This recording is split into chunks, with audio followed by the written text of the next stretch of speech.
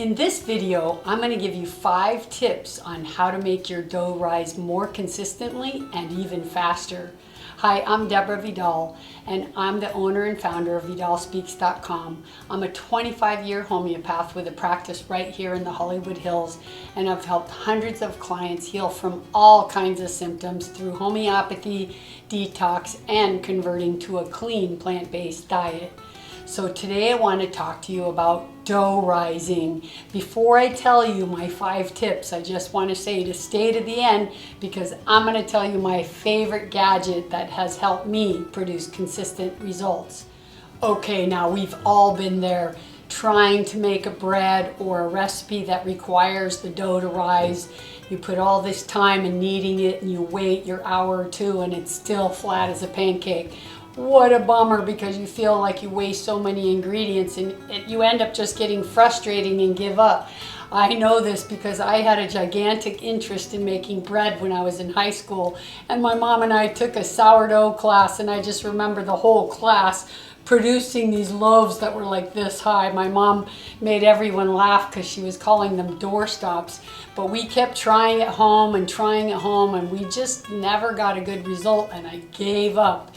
Until a few years ago, actually, and I finally can tell you I've not mastered the process, because I don't know if you ever master bread baking, but I can produce a really good result now. So I want to give you the tips that I've learned that have helped me produce consistent results. Before I do that, you guys, will you please like and subscribe to my channel? I would so appreciate that. Okay, tip number 1. Cover your dough with a wet towel, not a dry towel. Humidity is really important for dough, and a lot of people make the mistake to just throw over a dry towel, but honestly a wet towel is better. I learned that consistent humidity is really important when making a dough. So that's a simple solution and really easy. You just wet your towel, wring it out, and lay it over your dough or wrap it around. That's why I use a towel and not plastic wrap, other than the fact that I don't like plastic anyway, but a wet towel is really key. Tip number 2, put your dough in a warm place, somewhere between 68 degrees Fahrenheit to about 80 degrees.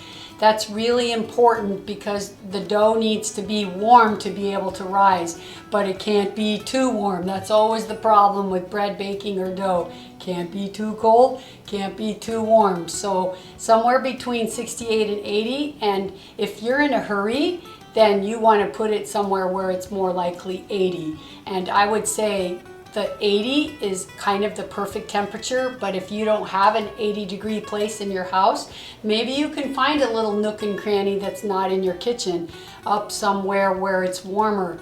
And how will you know that? Well, you have to measure the temperature. It's really important to have consistency with dough. So find a place. Many people like their oven with the light on. They just stick it in there with their wet towel over and close the door, and only the light is on. That's often a good place for many. Mine's a little bit warm, but I do it often in there, except maybe in the summer I feel like it's too warm there, so I have to find another spot. Don't go by time in the recipe. This is something I learned the hard way, because you want to follow the recipe and make the perfect result, but honestly, dough doesn't work like that. It's really an art. And when someone tells you, okay, make the dough and cover it and let it rise for 2 hours, and now, no, the general rule of thumb is don't go by the time, go by the amount of rise. If you're rising your dough in 68 degrees, it's going to take you a lot longer than if you're trying to rise your dough in 80 degrees.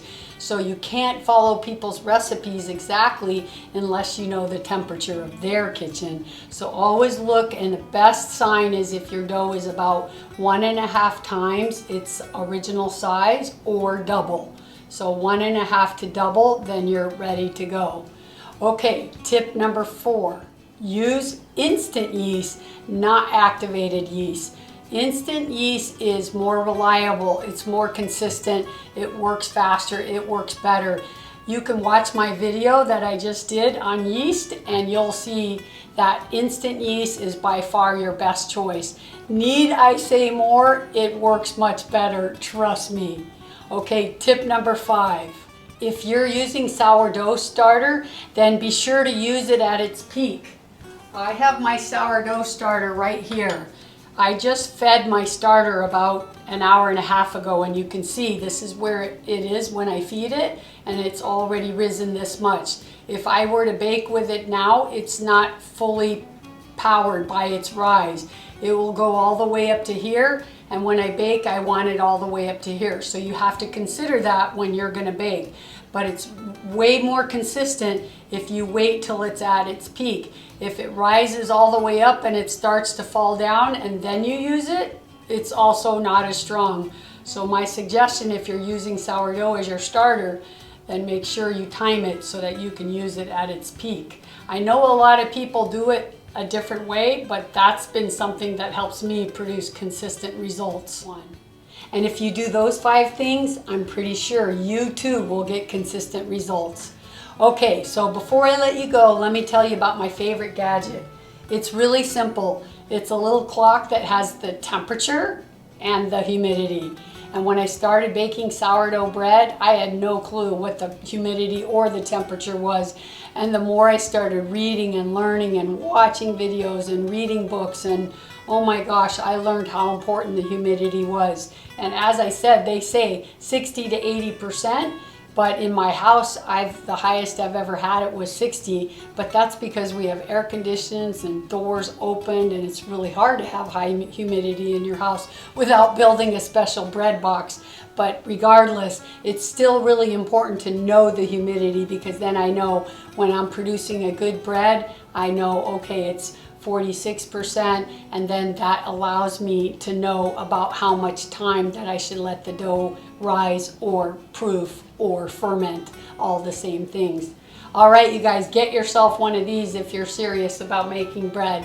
And if you guys like this video, be sure to check out my other ones, because I did one on instant yeast versus active yeast, and I'm sure you're gonna like that one. All right, please subscribe and like this video. I love you guys. Thank you.